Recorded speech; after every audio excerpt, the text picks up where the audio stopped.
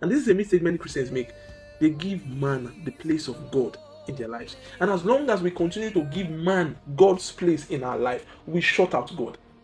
A few years ago, somebody I respected so much, I respect him so much, like a child will respect a father, or like somebody will respect another person that he serves, you know, called me and some other people together, and they began to say all manner of things about what might happen to my future if he cast me away. He was talking about what he wanted me to, overlook.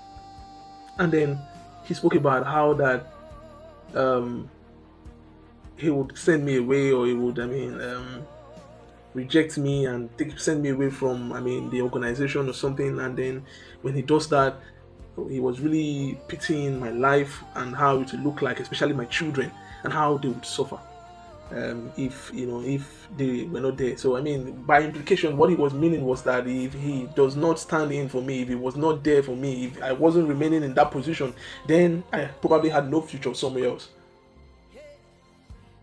That was the day that I got a hold of a life that is not of this world. I told myself from that day, I would never give man the place of God in my life. I suddenly realized that all this while I had done that mistake. Unconsciously, many Christians are shutting out God from helping them. Why? Because they give men the place of God in their lives. So when I realized the mistake I had made, I had said, God, I refuse to continuously live like this. I refuse it.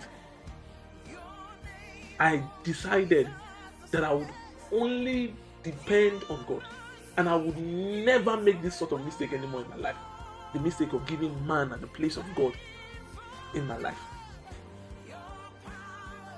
Without man, I can still succeed. Without man, I can have a glorious future. All I need is God. One with God is majority. It is God that lifts a man. It is not man.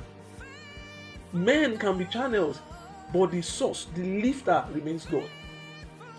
After that incident, I got to a point where I made up my mind and I proclaimed loudly, Lord, it has to be you alone.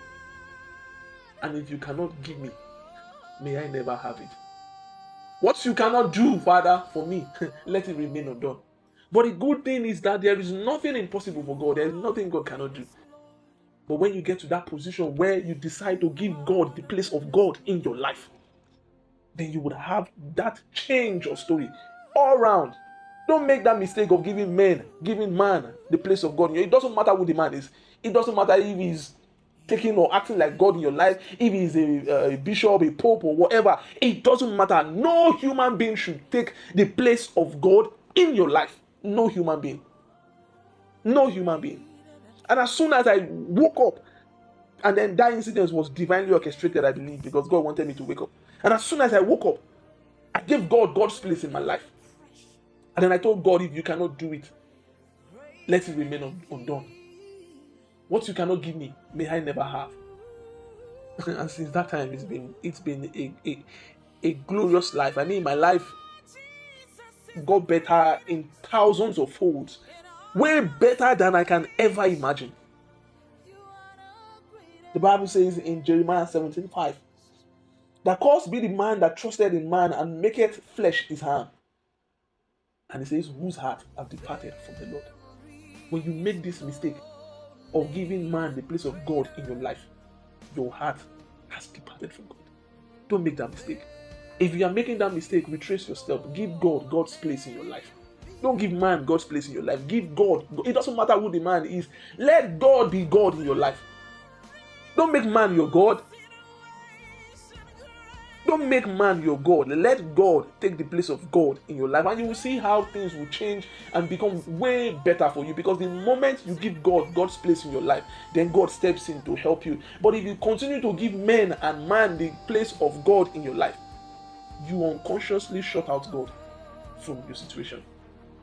So this is a very important thing that we should all remember. Give God God's place Don't give man God's place in your life. Let God be God in your life. Let God be true and every man be a liar. I could boldly say, after that period, I began to speak words and say, Lord, no human being can take your place in my life. No human being. With or without this person, with or without this gathering, I will be 1,000,000 times better than I ever dreamt of.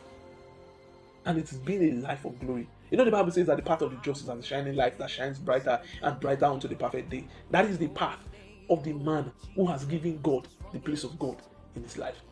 Give God the place of God in your life. Check your life. Check who is exactly occupying that place God should occupy in your life. Is it a man?